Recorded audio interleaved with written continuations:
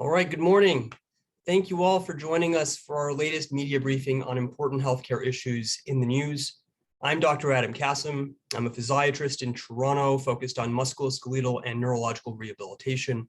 I'm also the president of the Ontario Medical Association, which represents more than 43,000 doctors and medical students.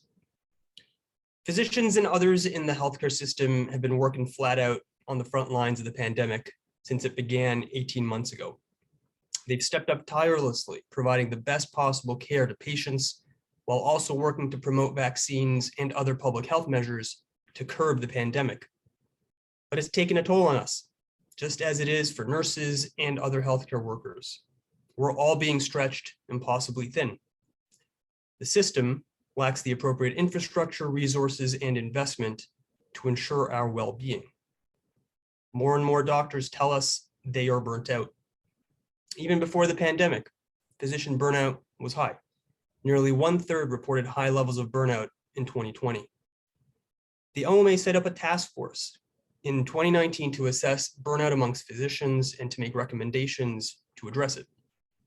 Healing the Healers, a sweeping new report by the OMA, found that physicians who reported either persistent symptoms of burnout or feeling completely burnt out increased to 34.6% in 2021 from 29% in 2020.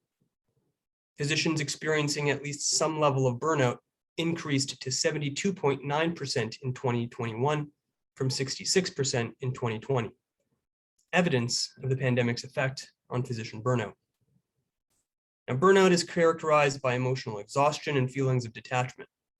In physicians, it has been associated with depression, substance abuse, and even thoughts of suicide. The task force found that there were many causes of burnout. The burden of administrative work was one of the top contributors. Whether it's filling out medical forms, writing doctor's notes, running their businesses, billing, or inputting information into electronic medical records, physicians spend more time completing required documentation than caring for patients. In fact, physicians spend 2 hours on electronic documentation for every 1 hour of direct patient interaction. Primary care physicians spend about 6 hours a day engaging with electronic systems. That's during and after clinic hours. The pandemic has reinforced the need to find solutions. This is important not just for the well-being of healthcare workers, but also to ensure there are sufficient healthcare resources to address the deficit of care created by the pandemic. What does burnout look like for physicians? What contributes to it? And what can we do as a system to address it? I'd like to introduce our 3 guests who will give us their perspectives. Dr. Mamta Gautam is a chair of the OMA's Burnout Task Force. She's a psychiatrist in Ottawa, a consultant, a certified coach who's been focused on physician health and well-being since 1990. Her work includes physician leadership to better address system-level factors that affect physician wellness. Dr. Shandy Chandrasena is the Chief Medical Officer of Ontario MD, which provides digital tools for physicians and is a family physician in Ottawa. She provides clinical advice at provincial and national tables and clinician advisory groups. Dr. Caroline Snyder is Chief of Emergency Medicine at St. Michael's Hospital and leads the hospital's emergency department response to the pandemic. She's a scientist with the hospital's MAP Center for Urban Health Solutions and is an associate professor in the Department of Medicine at the University of Toronto. Dr. Gautam, will you please start by telling us what the OMA's task force is recommending to address burnout? Dr. Kassem, thank you so much for your opening remarks and for inviting me to be a part of this conversation. It has been a privilege to chair the OMA Burnout Task Force, and I feel that, having watched physician burnout and the progression over the last 30 years, and as you've commented, even more so over the last, since the pandemic started, it's certainly time to move beyond measuring and documenting burnout rates to actually addressing and looking at how we can prevent burnout. And it really is going to look at system level solutions, which although will take time to implement, but we need to start making those changes meaningful right now. The aftermath of the pandemic, we've seen that a lot of the system has been changed and overhauled. And I think that there's a perfect opportunity right now to look at how we can additionally improve our healthcare system and not go back to some of the pre-pandemic causes of burnout. This task force had the opportunity to survey physicians early in the pandemic in March of 2020, and again a year later in March of 2021. And physicians have identified the highest priorities for them to, that they would like to see addressed. So I want to go through the 5 areas that have been identified.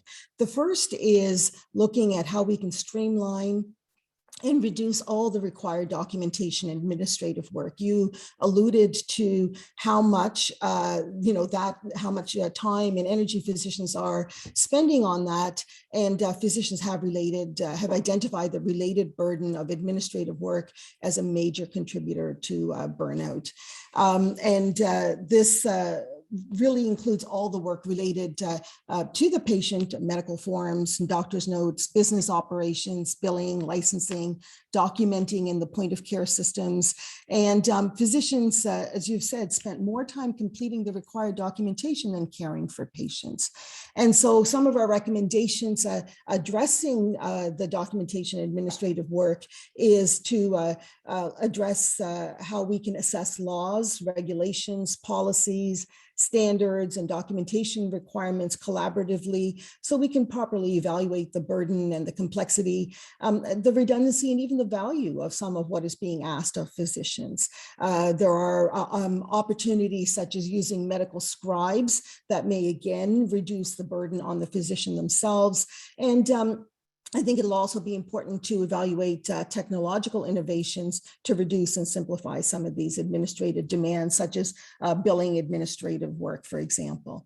The second key solution is to ensure fair and equitable compensation for all the work that's done. So this would mean, benchmarking the compensation methods to make sure that what we're offering is fair and competitive for leadership roles, for administrative duties, not just the clinical work that physicians do. And where we can't document where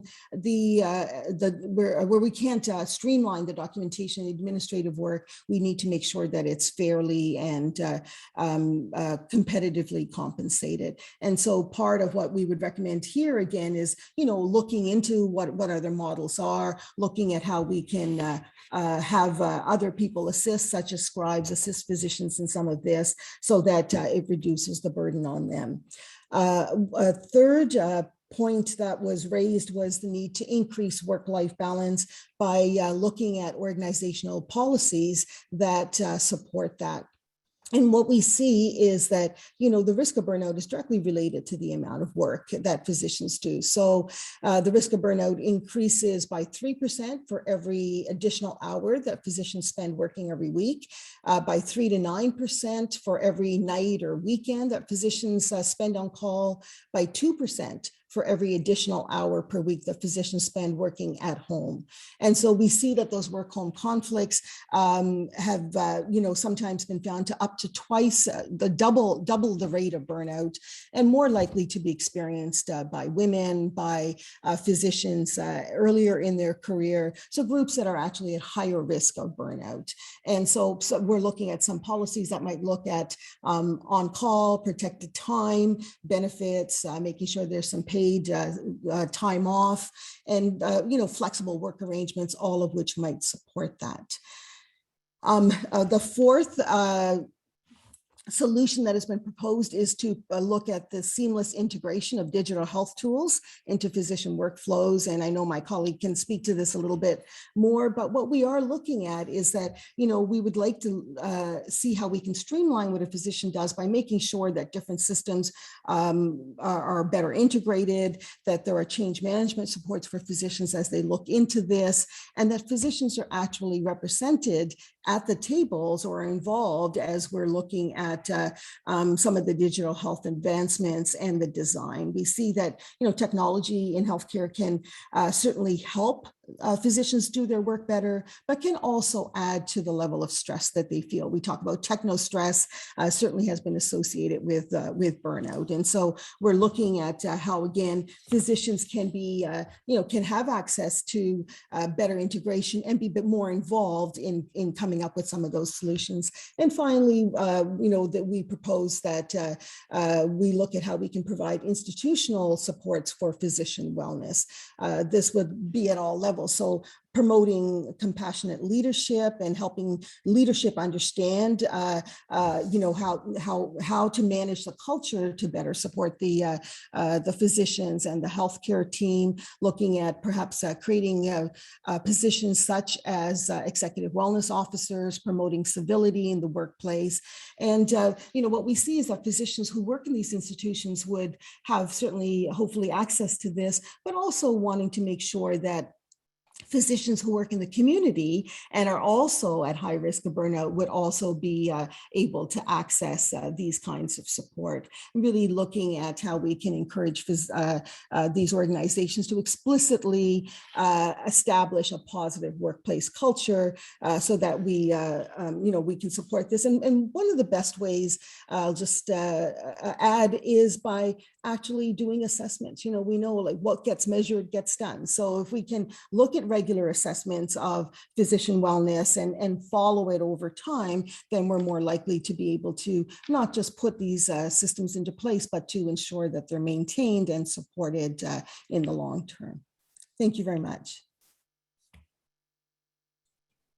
Thank you, Dr. Gautam. I mean, you've highlighted so many different elements of burnout. It's important to be able to not only recognize the root causes, but come up with, concrete solutions and a collaborative approach to those solutions moving forward for all physicians and ultimately for our healthcare system. So thank you for outlining some of those goals that we all share. Dr. Chandrasena, the task force found that technology, as Dr. Gautam was just saying, plays a role in burnout, with physicians spending 2 hours on electronic documentation for every 1 hour of direct patient interaction. You bring a dual perspective. On the one side, you have thoughts on how technology can contribute to burnout. And from your role at OMD, you have views on how technology can address burnout and reduce stress on physicians. Can you a little bit elaborate on your understanding? Yes, absolutely. Thank you so much for having me here. So as Dr. Kassam mentioned, I'm a family physician in Ottawa for almost 19 years now. I'm also the Chief Medical Officer for Ontario MD, known as OMD. So my role is to ensure that physicians' needs are always considered in everything that OMD does, and to be an advocate to digital health and system changes with a physician lens. So I started practicing early 2000s. I was a solo physician in a small office, one staff member, and paper charts. Electronic medical records, or EMRs, were adopted around 2006-ish, and by 2010, I co-opened a clinic that was fully tech. So now I went from solo doc to 7 docs. I went from 1 staff to 9 staff. I went from paper and pencil to EMRs, e-faxes, patient portals, electronic forms, and it just continues to grow. So when I look back, I worked similar hours, but I do feel I spent more time in patient care back then than I am now. So most family doctors will see patients during their scheduled hours and work easily 2 to 3 hours at night. So I remember putting my daughters to bed when they were younger, around 8 o'clock, and I would work. I would work until midnight every night, just to do the paperwork, keep up with the forms, the referrals, and the messages. And this hasn't changed now that they're older. That work is still there, but now it's on my plate, whereas before I could share it with my staff. And that is one of the unforeseen consequences of technology. So with this movement to add more tech solutions, we have to be careful to step back and see the impact this is having. So technology can contribute to physician burnout if it's not integrated properly, or if the tech is not developed with the end user in mind.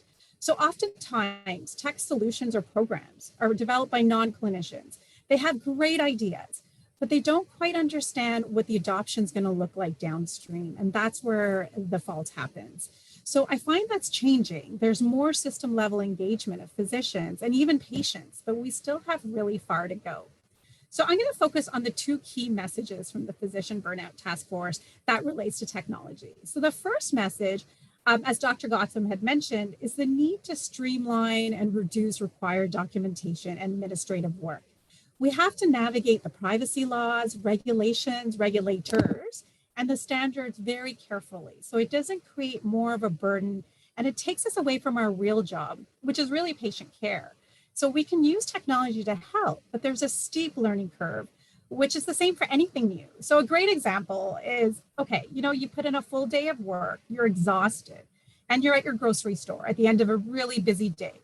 Did I mention you're exhausted? So, you still have to get home. You've got all these tasks to do. So you have two options when you get to the cash. You can go through with the cashier like you always do as you push your cart and you wait. But there's tons of people ahead of you, but it's going to probably take you 45 minutes to get through. And because of COVID, everyone's stocking up. So the carts are huge. Or you can go to the self-checkout where there's no one there. So are you ready to handle that tech at the end of the day, exhausted, overwhelmed, and having so much on the go? That's kind of how tech is for everyone. But the flaws in the healthcare system makes it really hard for healthcare to adopt this new technology that can actually save them time and help them with their load. So my second take home from the burnout paper in terms of technology is really the seamless integration of digital health tools into workflow. We need to be able to access patient information from any system. The systems need to talk to each other. For this to happen, we need everyone at the table. We need all the stakeholders. We need the government. We need the vendors of the EMR systems, which are private companies. We need the regulators, and we need physicians. And we need healthcare providers. We even need patients. We need everyone at the table to look at an appropriate solution that's not going to create more of a burden. We have to look at the future. We need to look at the tools that we have earlier, not when we're exhausted, when we have so much on our plate, but earlier when, maybe in the medical schools, maybe a little bit later, but that also requires a shift in thinking. So we need to provide tech support for physicians, but also patients. So oftentimes I become the IT for my patients who can't use the tech on their end. And this takes away really what I need to do, which is get through my day, treat my patients appropriately. So in the end, I'm having a dual hybrid clinic where I streamline my tech to make it very efficient, makes my workday better, but then I have to switch to a more cumbersome solution for those who can't access it on the patient end or the other end. So I do think government bodies need to look at tech from a patient perspective and set that up and support them externally. There are many organizations that can help with these system level changes and also improve the tech. Ontario MD is one of them. But we all need to recognize and agree that we need to change, that this is not sustainable. And then we need to look at the problem and clearly define it. What problem are we trying to solve? And is tech the answer? And if it is, then we need to look at the end user with that end user lens, with that physician lens, that healthcare provider lens, and that patient lens to try and solve the problem. We can't just patchwork it. We need to start from the origin. So I'm happy to keep on talking, and I'm happy to talk further and discuss during the Q&A. Yeah, thank you so much, Dr. Chandrasena. And a lot of different elements there as well. When we think about tech, we think about access, privacy, security, but we also think about it as hopefully a tool that helps us to do our jobs better, more efficiently, as opposed to adding yet another challenge to our very complex days in a pandemic, no less. So very much appreciated. I'm looking forward to the discussion that we're going to continue to have. Dr. Snyder, you know firsthand the pressures in emergency medicine. What has it been like for you and your colleagues, and how has working in pandemic conditions for prolonged periods of time contributed to burnout? What do those on the front lines do to cope, and what do you think the system should do to address burnout? Thanks so much. It's actually a real honor to speak on behalf of the many physicians, the thousands of physicians who have been working on the front lines in the pandemic. And a lot of the concerns around burnout, as has been identified here, were raised long before the pandemic. They were just exacerbated and amplified during our pandemic, and they are ongoing. And as mentioned previously, that these challenges are not just experienced by us as physicians, but by our many, many colleagues that are essential to all of us delivering safe and effective care in Ontario. And all of us are struggling. And that is an incredibly important thing to acknowledge as part of this process. we all got into medicine to care for people and to care with them and their families. And what's been highlighted here is how over time, the complexity of our system, of the systems that we use to deliver care, whether it's technology or paper or the processes and protocols that we follow, have become more and more time intensive. And as a result, it takes away from why we actually got into medicine, and it really has a large impact on our well-being. We also spend a lot of time as a result during pandemic with fear. We have spent a lot of time not understanding what it meant to be on the front lines. And so that added complexity of constant change and constant new information and fear for what it meant for our patients, for our colleagues, for ourselves and our family has had a humongous impact on who we can be when we deliver care for our patients.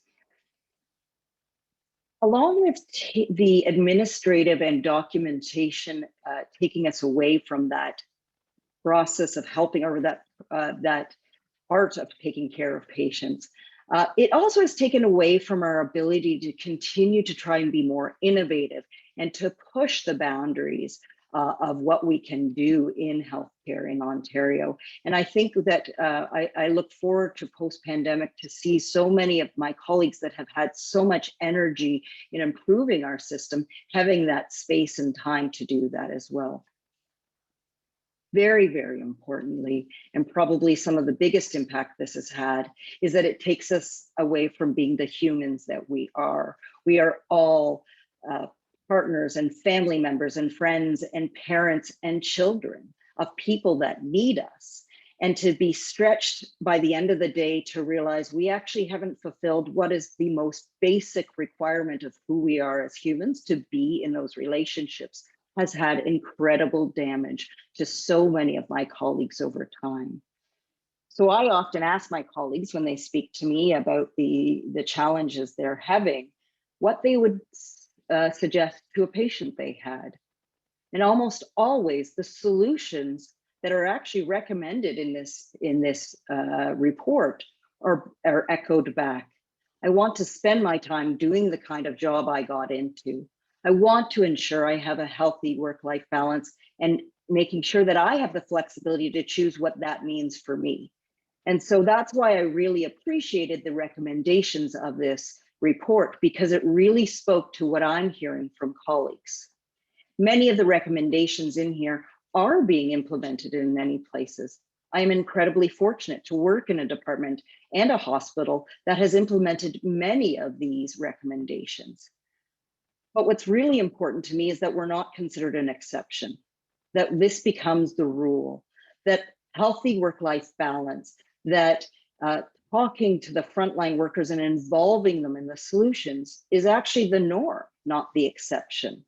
And so I look forward to seeing many of these recommendations brought forward to many different areas of the healthcare system and seeing great change. And I do truly believe that will result in ongoing improvement for the care of our patients and their families.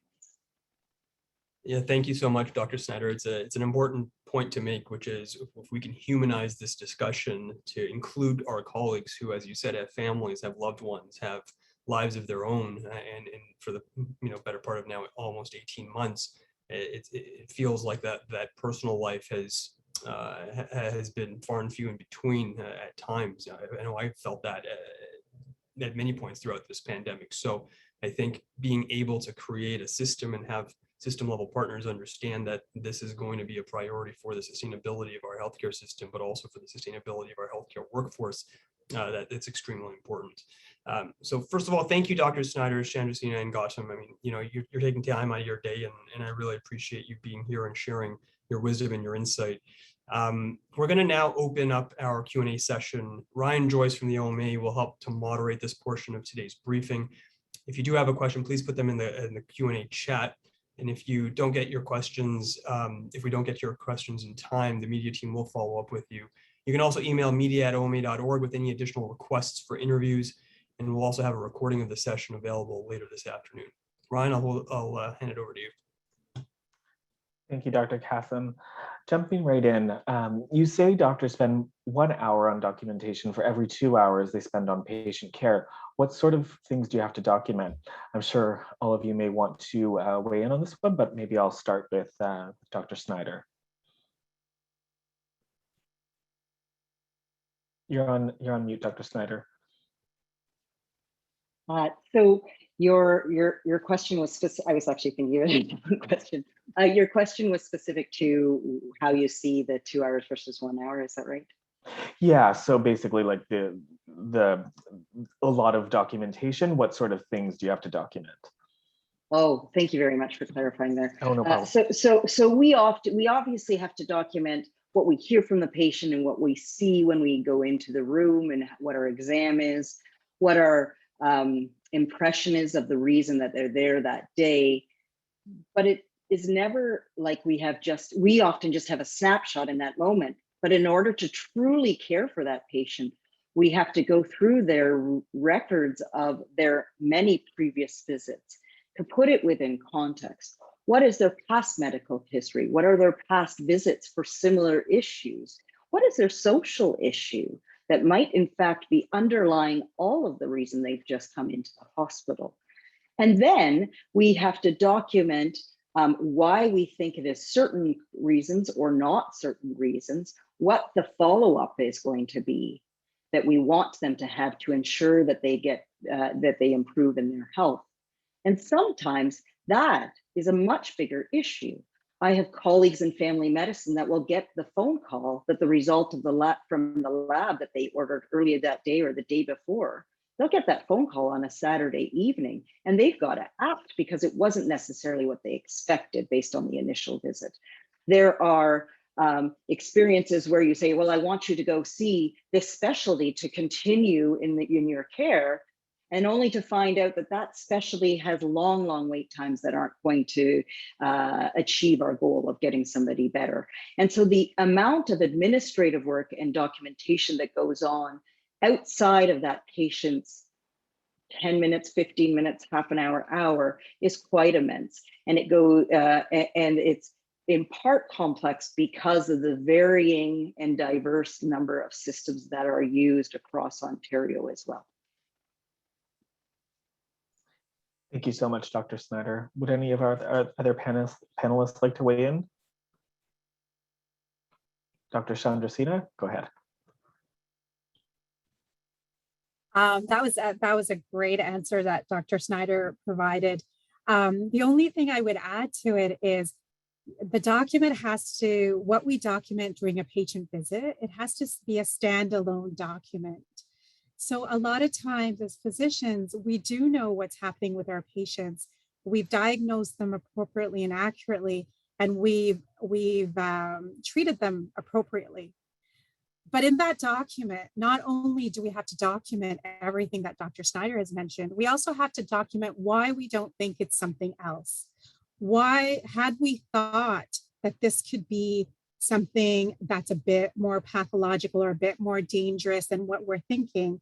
And we have to put that reasoning there, because if it ever gets looked at later, it has to stand alone, kind of show that we've done our job properly with due diligence. So there's a lot of external documentation that's not necessarily related to the visit, but we have to do if it ever gets looked at later. So that part adds a lot more time and documentation. And we have to also follow the rigorous documentation rules that are put out by our regulatory bodies, hoping that we don't have a complaint, but if we do have a complaint, that all has to meet the standards. Thank you, Dr. Chandrasena. Dr. Gautam, looks like you want to weigh in as well. Yeah, just very briefly. And, so Dr. Snyder's talked about what she needs to put in her chart, and Dr. Chandrasena, if somebody like Dr. Chandrasena refers a patient to a specialist like me, then I have to review the information that I have. I, as a psychiatrist, will often take, say, an hour to assess that patient, but then it takes me another hour to actually write my consult note back to Dr. Chandrasena. And if in fact, the patient is off work for some reason, then a medical note burnout, and then also, to put together a full medical letter or fill out forms for the insurance company as well, right? So we're looking not just as documentation for our own offices, but externally as well to make sure that that information is appropriately shared. Thank you, Dr. Gautam. Moving on to the next question.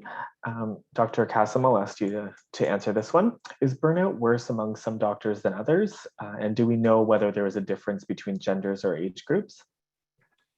It's a very important question in terms of the stratification of risk in our in our physician population. And in 2020, the highest burnout level by age was reported in the 45 to 54 year age group. Interestingly, during the pandemic, so now a year later in 2021, it shifted to the 25 to 34 age group, so a slightly younger cohort of physicians or trainees. All but one age group, so the 75 plus, reported more burnout in 2021 than 2020, which means that practically every physician throughout the pandemic has experienced more burnout rather than less. It's probably to be expected given the amount of work and the efforts that physicians have had to do over the past 18 months. What we also found is that the greatest increases were reported in the two youngest age groups, the 25 to 34 and 35 to 44. Me and my wife's a family doctor, we fall into those groups. And so I'm hearing this amongst sort of my vintage of physician, but also right across the board. And I think that, a lot of the comments so far have talked about integration, lack thereof, lack of seamless information dialogue between systems. Is there incomplete information that's passed on because the systems don't talk to each other? I think about when I go into my patient charts and I work at a rehab hospital. I also have an outpatient clinic, but when patients come in to our hospital, figuring out what had happened at the other previous location is very important to be able to not only understand what everything happened, but hopefully not repeat tests that are otherwise already done or would be otherwise frankly needless. So, I think about that as click burden. It takes me 100 clicks to get to the information that I need, and there are times where those reports are either unavailable, they can't load, or the systems are just down. So I think that there's a huge complexity of reasons why this infrastructure needs to also obviously be bolstered, but made more seamless so that providers and healthcare professionals have access to the information in a quick and efficient way. Thank you, Dr. Kassam. The next question, I believe also all of our panelists would probably want to weigh in. It's about patients. How are patients being protected against physicians' burnout? Dr. Snyder, would you like to start? Thank you. I think that really falls on not just the physician themselves, but their colleagues and especially their leaders. So I am the head of a department down in downtown Toronto of an emergency department, and we have an incredible group of physicians who have really committed to physician wellness and ensuring that it is a safe place and safe space to say, hey, I need to step away, and also to ensure that we're checking in on people after really tough days and really tough cases. So an example of that was during the first wave, our wellness team, we have 2 physician leads that are our wellness coordinators, as well as some of our nurse leads who had extra training and debriefing. After every intubation in those first days of COVID, they got a phone call that next day. The team had a check-in. We knew how scary it was to actually be doing an intubation in those early days of COVID without truly having enough evidence and understanding on how we are keeping ourselves and our colleagues and therefore our families and the people around us safe. And so it's incredibly important for us to be looking in and around, inwards and around us, to ensure that the people we work with are healthy. And so I can say that from my end, I do truly believe patients are safe. I believe that there are people looking out for each other, and probably that looking out for each other has probably escalated through the pandemic, and we've seen the benefits of that. We are an incredibly tight group. We were before, but we're much, much tighter. And I think that that's an incredibly important piece too. Thank you, Dr. Snyder. I'll invite other panelists to speak if they would like, or I'll go to the next question. Dr. Gautam? Yeah, I just wanted to reinforce Dr. Schneider's comments about the importance of compassionate leadership, the importance of wellness committees. And I think a lot of the programs such as offering, sort of proactively reaching out for people, offering peer support networks, offering things like buddy systems where, you sort of connect with somebody who just checks in on you every day. I had consulted with a hospital in New Jersey that had a program called Check You, Check Two. And the whole idea was every day they're encouraged to wake up and just check in with themselves. How am I doing today? But then also during the day, check in with at least 2 other members of their healthcare team or 2 other, people in the hospital just to see how they are. So really building that network is so important. I also wanted to add the importance of, our own personal sense of professionalism. I think that, we talked about how the meaning of the work that we do. And I think that a lot of what I've heard from colleagues has been making the time every morning to remind yourself, like, this is why I do this work. This is why I'm going in today and I'm going to make that difference, which I think it helps. And I also want to thank our patients for giving us those opportunities to take care of them and to remind us of that. And I think, they help in protecting us and helping us take better care of them as well.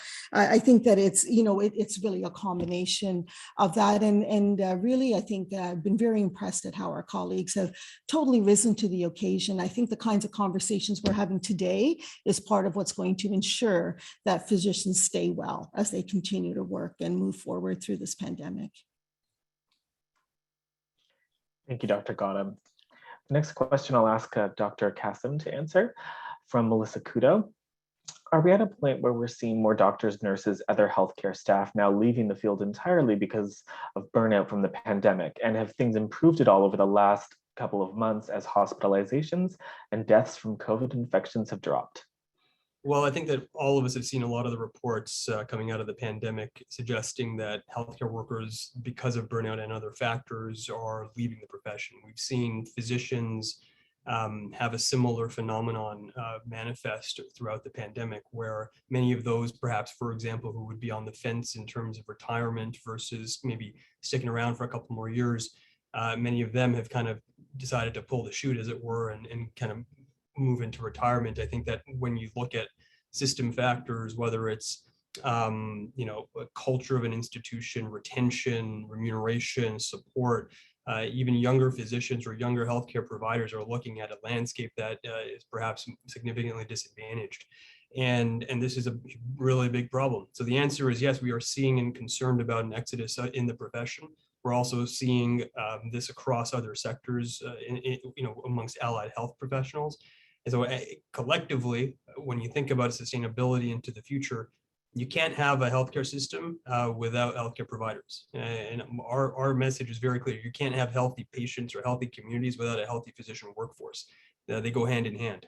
And so this is a priority and should be a priority, not only for our association, which it is, and I'm proud of the OMA's Burnout Task Force. I'm proud that our association also has something called the Physician Health Program, which is a longstanding program to help physicians in need. But this also requires the commitment, investment, and ultimately the support of other stakeholders, including government institutions, organizations, in a collaborative way. When you think about infrastructure, this is infrastructure of healthcare. And when we think about technology, that's part of the infrastructure development. So we need to have a proper collaborative approach to success. Thank you, Dr. Kassam. Dr. Schneider, would you like to weigh in? Yeah, the only other thing I want to weigh in, and thank you for Dr. Kassam for those comments, because I wholeheartedly agree. I think there's been a bit of a sense that things have gotten better with COVID because the COVID numbers are down within hospitalization and ICUs overall. We're all obviously worried about what will come this fall. But what's really important is that the volume and acuity of patients coming through our hospital systems now are unprecedented. And I personally, in my career, having been in this field for over 20 years, have never seen it as busy or as many sick patients as I've seen over the past few months. we as hospital systems across Ontario and in fact across Canada and North America are absolutely full. And it's incredibly worrisome going into this fall. And what it means is that people who had delayed care because of COVID are coming in sicker. People who've been waiting for so long for very necessary surgeries, but that they're just not emergent at that during this last year, but they're pretty darn urgent, are still having their surgeries canceled because we don't have a bed to care for them afterwards. And so the impact of the health human resources here is big. It's really, really important because of anything right now, we need more than our baseline. And yet because of the burnout, because of some of the attrition in multiple healthcare worker groups, we're actually finding it incredibly difficult right now. And we are doing everything possible. But I can tell you as the head of the department, I'm on daily phone calls for having to make really tough decisions that impact many people who are wanting to get their care and their surgeries now. And I know that I am not alone in that. People have extremely long lead times and they're getting longer instead of shorter. Thank you so much, Dr. Snyder. Next question. So what's different now from 20 or 30 years ago? When did burnout start becoming an issue? And is it related to boomers aging and having more chronic conditions, growing population? Does anyone on the panel want to take that one? Maybe Dr. Gotham. I'm not going to volunteer her, but I know that she's been in this space for quite some time. So I'm curious to hear from her wisdom. Yeah, thank you very much, Dr. Kassam. I think and thank you for that question. I think it's a combination of two things. I think that one of the reasons we're talking about it more, and certainly, when I first started talking about it back in 1990, I think that partly we're hearing about it more because we have been able to appropriately shift the culture so that talking about this is not admitting a weakness or a failure, but in fact, just acknowledging that, doctors are people too, and we struggle with the same things that everybody else does, and we're certainly not above that. So part of it is just, I think, being able to address it more openly and people speaking about it a little bit more. So I'm not sure that it's entirely due to an increase in numbers. It might be more an increase in openness and acceptance of it, but there are definitely increase in numbers. And one of the factors mentioned was the patient population, and certainly we are seeing a change in demographics. We're seeing our patients, live longer, have more chronic illnesses, and certainly, that is something that as physicians we need to manage and want to manage. I think that what we're also seeing, though, is the complexity of the care that we can provide. Like if I think about 30 years ago when I was on call, I would be called in to see a patient, or called as a even before that, say 35 years ago, as a resident. Well, there was a limited amount of stuff that I could do. And so I could offer these 2 or 3 medications and that would be it. But when I think about, I have 2 sons who are medical residents now, and I think about what, the things they get called for and what they are actually able to offer the patient, because we have access to more medications and more therapeutics. So, the complexity certainly adds to the amount of work and stress. And I think also, what patients are having. So you think about some of the things that we can offer our patients in terms of, say, transplants or things like that, so that, the patients are coming with more complex situations as well. And we are being spread, I think, more widely. I think that patients are certainly more educated in terms of how they access their physicians. What they're asking of us is, appropriately, demanding. And I think that, also we see that there, sometimes there's in unequal access for patients. And so then again, some physicians, have a greater burden based on where they are located and the type of patient population we have. So I think that there is sort of that increase in complexity that adds to the level of stress. I think that certainly we're talking about it more and acknowledging it more as well. So we see that combination culminating in a conversation like this today. Thank you, Dr. Gautam. Dr. Chandrasena, did you want to weigh in on this one as well? Oh, you're on mute. I think Dr. Gautam explained it very well. The point that she made was what I was going to mention, is that patients are a lot more educated now. They have access to various sources of resources. So, sometimes my patient visits are just educating them about the sources that they're using. Whereas before, I wouldn't be seeing patients to explain and answer their questions. I would be seeing them with a concrete ask. So it's changed. Everything's changed. What patients come in for has changed. The patients also, I feel, there's not a lot in terms of social resources. So they will come see a physician because they don't have insurance to cover a counselor. They can't see a physiotherapist because they don't have insurance for that. And because we're accessible, we're getting a lot of those visits also. I see patients all the time for teeth problem, and I'm afraid to say I learned maybe about teeth for a week in medical school, but I'm accessible. So I think we're covering a larger gambit, kind of due to what's happening in the community itself and what's available to patients otherwise. Thank you, Dr. Chandrasena.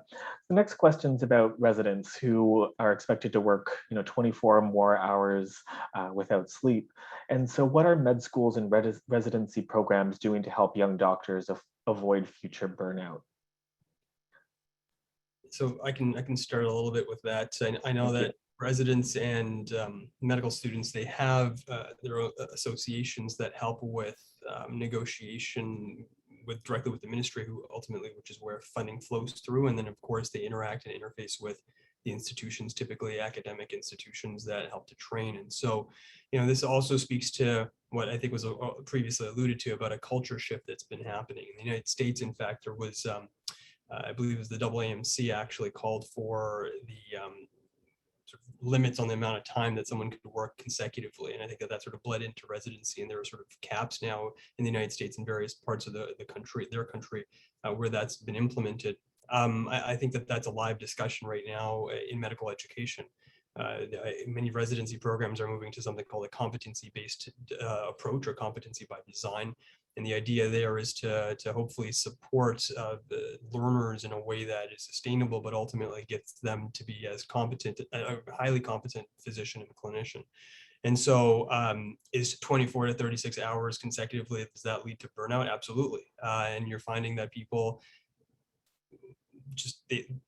it just can't continue to exist in the way it is right now. I mean, I remember being on call not too long ago for similar periods of time, and it wears on you. I mean, and we know staff do that too. I mean, staff in rural and less supported environments, physicians who are attendings, fully licensed doctors, have very similar call schedules in many ways, whether they're 1 and 2 for a neurosurgical call in like the remote areas or what have you. So this speaks to the health human resource capacity issue. It speaks to culture, and it's just ultimately comes back to, can we build a system where health system partners believe that this is a problem, that they are committed to funding this and having the appropriate resources to change, and ultimately moving this forward for all of us. Thank you, Dr. Kassam. Dr. Snyder? I am thankful to hear Dr. Kassam's comments on that. I also have strong memories of my learning years when there were always learning, but those years of residency and as medical students, and how inhumane it actually felt to be trying to care for patients during those hours. And I obviously see many of the residents that come down to our emergency department that continue to live those hours. But I'm glad to be seeing it addressed even locally in my hospital in ways to try and rethink how we can schedule to ensure that they have better care. But I also think along with just hours, when we talk about wellness amongst learners, we have to think about making sure that they can go into their careers expecting that wellness should be the norm and that they shouldn't have to expect burnout, which somehow has become a bit of a narrative and almost accepted that it is normal to get burnt out, and it can't be. One of the things I'm trying to do, aside from having emergency medicine residents in my field, so they only work the 8 hours, they have a circadian rhythm. We're very conscious to try to protect their education time and their sleep time, et cetera, because we need them to be safe in the emergency department, no doubt. One of the other things that I'm personally trying to do is to remind them why they're there. So at the end of every shift, we do an evaluation of how the day went, what did they learn, what might they want to keep working on, what do we think they should keep working on, and areas of opportunity. But I've started asking the question, what touched your heart today? Somebody told me about somebody who's been asking this question, and it was a light bulb. Because if you can finish your shift and remind yourself why I'm in this business, or why it's not a business, why I'm in this calling, why I love what I want to do, you come out of an incredibly busy shift that at times felt really tough, remembering the impact you can have. And if we can teach our learners to have that self-reflective moment, it will go a very long way. And I'll say for me as a staff doc, it's incredibly rewarding to me to see their eyes light up and to see their heart bursting when they talk about that impact they had on an individual. And that's really important to me too. Thank you, Dr. Snyder. You can put your mic back on because the next question is for you from Melissa Kudo at Canadian Press. I'm wondering if you could shed a bit of light on what it was like for you from an emotional standpoint to work in the ER during the last 18 months, especially during the peaks of previous waves and even now with the backlog of non-COVID related cases. So thank you for that question. I think I could probably use every emotion in the dictionary to speak about the last 2 years. As a leader of an emergency department, as a frontline emergency physician, and as a person like everyone else in our world who's been trying to survive within a pandemic and having life go on in the way it did over the last 2 years. So as a physician and a leader in a downtown emergency department where 20% of our patients are homeless and many, many more vulnerably housed and living in disadvantaged scenarios, it was overwhelming, at times frustrating to see the gaps that we already knew existed in healthcare just widen immensely. It was exhausting. The hours were there were rare days in the year of 2020 that I actually slept a full night.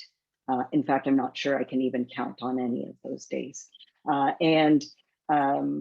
At the same time, and so a lot of that was around uncertainty. A lot of that was an overload of information that changed so incredibly quickly. Even for somebody like myself who works in emergency medicine, this is what I live for. This is who I am. It was incredibly tough because there were no breaks from that overload. And then the moralist injury associated with seeing the harm it caused during those waves, but also what I'm seeing amongst all of my colleagues around the moral injury of still having to make choices that we know are going to have impact on our patients. Like I spoke about, is seeing my colleagues have to cancel a surgery because we don't have a space down in the emergency department for somebody with chest pain. And that happens. And it's really, really tough. I'll also say, because I said the emotions run the gamut, I also felt really proud. I worked in a hospital with an incredible group of colleagues across all disciplines to step in and do what we didn't realize how well trained we were to do. We were all scared of what our job ahead of us was, but it was incredibly empowering to be part of a team that really stepped up even when it meant a lot of personal sacrifice, and that was tough. And if you don't mind, I'll tell a bit of a personal story as well. As a physician and as a leader, I was always on in that role, but I also had a lot of personal circumstance last year. My mother-in-law died, our house was destroyed by a fire, my father had a stroke. And in every one of those moments, my team turned around, tapped me on the shoulder and said, "We've got this. We need you back. Take care of yourself, but we've got this." And that's what it meant in this pandemic, to really highlight the importance of a well-working environment. And to me, I know that I have to continue and especially clearly make steps forward to ensure that that continues within our group and frankly expands and becomes better at. Thank you so much, Dr. Snyder. On to our last question, which I'm going to ask of all of our panelists. What's one thing that you'd say to your colleagues who may be feeling burned out right now? Dr. Kassem, do you want to start the conversation? Yeah, sure. And by the way, thanks, Dr. Snyder, for sharing that story. Reach out. As Dr. Snyder was just saying, how building community and building partnership and building trust, building confidence in the ability to say, "We got you. We're here for you," and ultimately we want to help you get through this. That's what we want to be able to do for our colleagues. And so we have this at the OMA, the Physician Health Program. It's available. It's being used right now, and the OMA Burnout Task Force is intimately involved with this. And I want to thank Dr. Godham for all of her leadership throughout the years on this file, but also more broadly with burnout for our profession across the country. And so reach out. We have resources. You're not suffering alone. And just like Dr. Snyder said, we got you. Thank you, Dr. Kassem. Dr. Chandrasena, sorry. I think I would just echo what Dr. Kassem's saying, to reach out. Dr. Snyder's story, thank you for sharing that. Even listening to you say it, hearing it, it really touches my heart also. So thank you for sharing that. And the piece is reaching out. So, you might not feel comfortable reaching out to the OMA. We do have resources, but you might not feel comfortable. So it's that tight neighborhood, right? I'm an Ottawa physician, and Ottawa, it's a big little town is what I like to call it, because you end up knowing the other docs. You know who you're working with. Someone knows someone who knows someone. And there's strong leaders in the community that you can approach at any time. You can text someone. There's always a connection. So it's not only reaching out officially, but it's also creating that little support group within the docs that you trust. And I know we're talking about physicians because that's the lens we're using here, but it's not just physicians. It's nurses, it's physiotherapists, it's RTs, OTs, like everyone that's there, you can form little support groups. So reach out to who you feel comfortable and allow them to spread your story, because then they can get the help that you need. So don't keep it inside, just open up and say, who do you know that can help me? And we can always connect that. So it's the small communities too. Thank you, Dr. Chandrasena. Dr. Godham? Okay, so in addition, I think I would say I would encourage a colleague to, take care of themselves first. I think that it's such a hard thing for us to do. We feel so guilty about this. And really, a lot of my work has been to help us shift our thinking and reframe this from, being selfish and a luxury to actually being an investment, right? Investing a little bit in time in ourselves, taking care of ourselves actually allows us to be better available for everybody around us that's counting on us. So in fact, taking care of yourself first is probably the most unselfish thing that you can do. Thank you, Dr. Godham. Dr. Snyder? So I agree with all of those. And I think there's one more piece, which may sound a little counterintuitive to some of the stuff that we've talked about today, because it needs a bit more work. But what I'll say is that when somebody comes back from from filling their energy bucket, thinking about opportunities to make change, because so often burnout comes from a lack of control in the environment. And so being able to identify, is there something that I can draw upon that person's experience, and even potentially, if they're willing, take that as an area to change, and making sure that they're compensated for it, because this has long-term implications for the entire workforce. And so thinking about opportunities to identify, whether within, what is it about my experience that could be changed for others in the future? What is it about my group, my whole department, my hospital, the city, the town, the village, the province that we work in? How can we make change? Because frankly, for me personally, without having an opportunity to make change, I wouldn't still be able to be working frontline. So that's important too. Thank you, Dr. Snyder. So that brings us to the end of our Q&A. Thank you to our panelists for their questions and the media for their, or rather the other way around. I'll pass it over to Dr. Kassam to provide concluding remarks. Thank you, Ryan, and thank you to all the panelists. It was, I think, one of the more meaningful, and they're all meaningful, but meaningful sessions today. I've learned a lot. I appreciate you sharing all of your stories and your insight, wisdom. And thank you everyone for attending today's briefing and your thoughtful questions. I hope this session was as helpful for you as it was for me in informing your reporting.